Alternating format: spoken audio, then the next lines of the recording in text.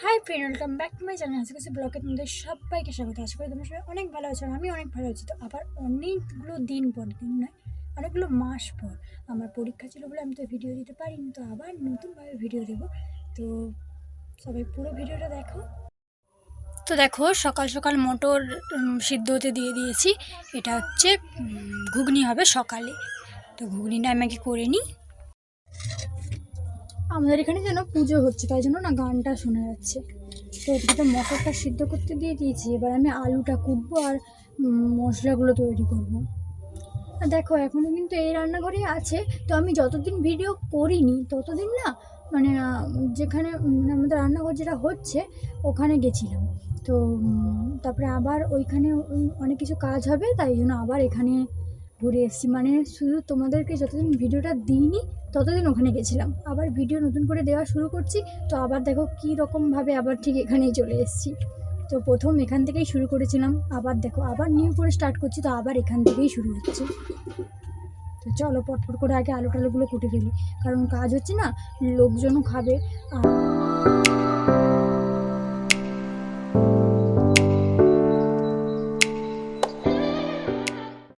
আলুটা কেটে না মটরে দিয়ে দিয়েছি, ওটা সিদ্ধ হোক। ততক্ষণ না আমি কিছু গোটা মশলা লাগবে, যেগুলো ঘুগনিতে লাগে আর কি, সেগুলো আগে একটু বের করি।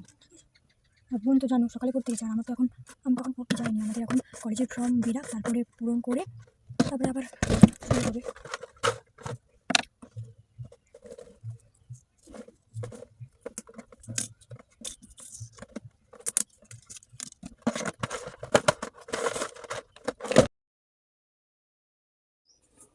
দেখো কি গোটা মশলা আমি নিয়েছি। এলাচটা না নেই, শেষ হয়ে গেছে, তাই জন্য নিতে পারিনি। তো এই রকম গোটা মশলা আমি নিয়েছি। দেখো আদা রসুন পেঁয়াজ টমেটো। তো ঘুগনিটা না আমাদের বাড়িতে অনেক দিন পরই হচ্ছে, অনেক দিন মানে আগে হয়েছিল, অনেক দিন না হয়নি। তো আবার অনেক দিন পরে হচ্ছে, এই কাজ হচ্ছে বলে তাই জন্য ঘুগনিটা মা সকালে করতে বললো। আর এবারে আমি আদা রসুনটা বাটবো। আর তোমাদের কার কার ঘুগনি খেতে ভালো লাগে কমেন্ট করে কিন্তু অবশ্যই জানাও।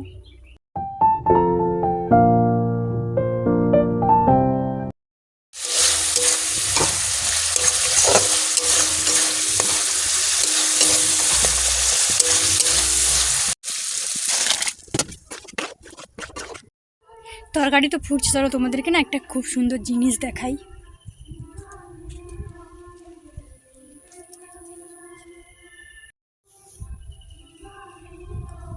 দেখেছো আমাদের গাছে কত লেবু হয়েছে।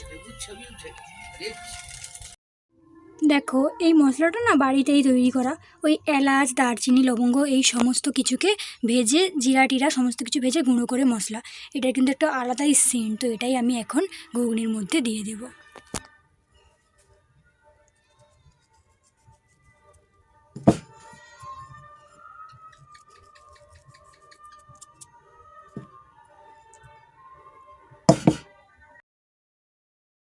তো আমি একটু খেতে বসে গেছি, আমার না খিদে পেয়েছে। এই দেখো পেঁয়াজ আর শশাটাও নিয়েছি। আমার তো পেঁয়াজ শশা দিয়ে এরকম ঘুগনি মুড়ি খেতে খুবই ভালো লাগে। তো মুড়ি তোমাদের কার কার ভালো লাগে কমেন্ট করে জানিও।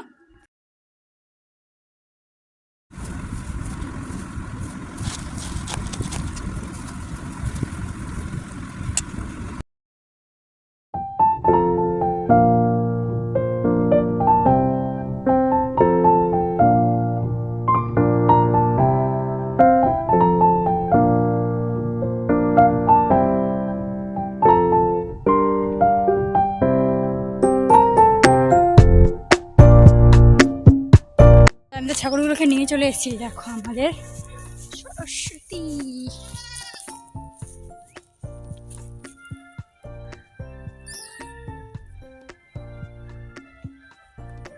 ওর পুচকু বাচ্চা হবে জানো, তাই জন্য ওকে বেশি সময় রোদে রাখা যাবে না।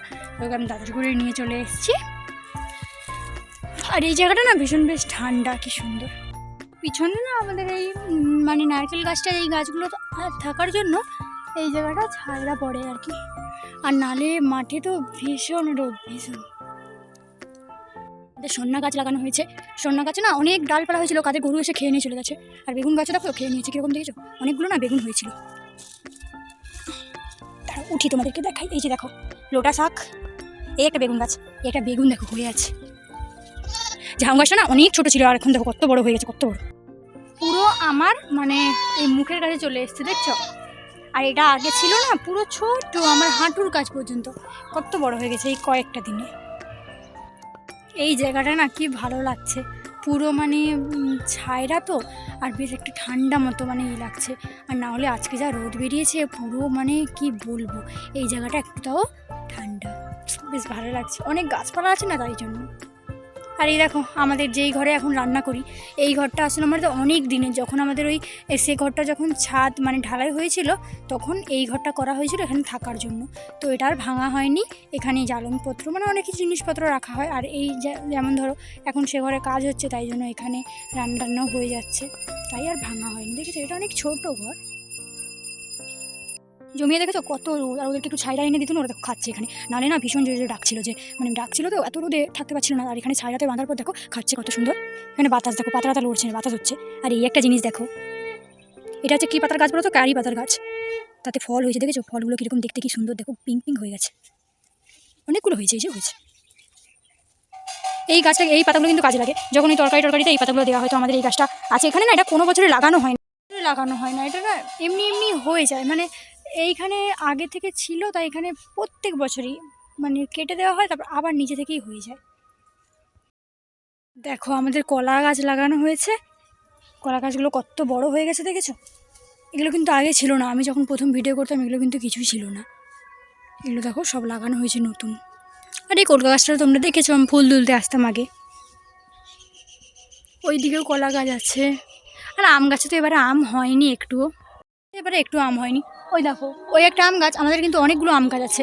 কি হয়েছে জানো, মানে একটা আম গাছে এই যে এইখানে যে গাছটা, চলো তোমাদেরকে দেখাই আম গাছটা। এই যে এই আম গাছটা, এই আম গাছটাতে কী হয়েছিল না, মাত্র একটা মানে লুথিতে না 5টা মানে 3-4টা আম হয়েছিল। সে একদিন পুরো এক ঝাঁক হনুমান এলো আর সব আমগুলোকে খেয়ে নিল, ব্যাস। আর কোনো গাছে আম ছিল না, তো আমাদের পুরো আম শেষ। এবারে আমাদের গাছে কোনো আম নেই, কিন্তু মুকুল হয়েছিল জানো, প্রচুর মুকুল হয়েছিল। তো হনুমান এসে ওই কয়েকটা আম হয়েছিল খেয়ে নিয়েছে, শিলাবৃষ্টি হবার জন্য সব আম ঝরে গেছে, তো আর একটাও আম নেই। তো এবারে আমাদের গাছের আম আর খেতে পেলাম না, বাজার থেকে কিনেই আম খেতে হবে। তো দুপুরে দেখো আমাদের কী কী রান্না হয়েছিল আজকে, বেগুন ভাজা, লাউয়ের ঘন্ট আর মাছের ঝাল হয়েছিল, আর আমের চাটনি। মাছটা না আজকে বোন কিনতে গেছিলো, কিন্তু ভালো মাছ এনেছিল। দেখো বিকেলে না ঘুম থেকে উঠে পড়েছে, আর এখন যেন কটা বাজে 5টা, কিন্তু আমরা না 5টার দিকে উঠিনি, মানে আরও আগে উঠেছিলাম। তো ঘরে কাজ করছিলাম, আর এখন দেখো জমিতে এসেছি, বোনের জন্য জলের বোতল নিয়ে যাচ্ছি। না ওই মনি আর আমাদের মনি আছে, মানে ছাগলগুলো আছে না, ওদেরকে নিয়ে ঘরে বসে আছে, তো ওর জন্য জলের বোতলটা নিয়ে যাচ্ছি। এখনও জমিতে রোদ আছে, কিন্তু 5:30 এরকম বাজতে যায়, তাও আজকে একটু রোদ আছে। আজকে বৃষ্টি হবে কিনা কে জানে, রাতে হয়তো বৃষ্টি হতে পারে। এলে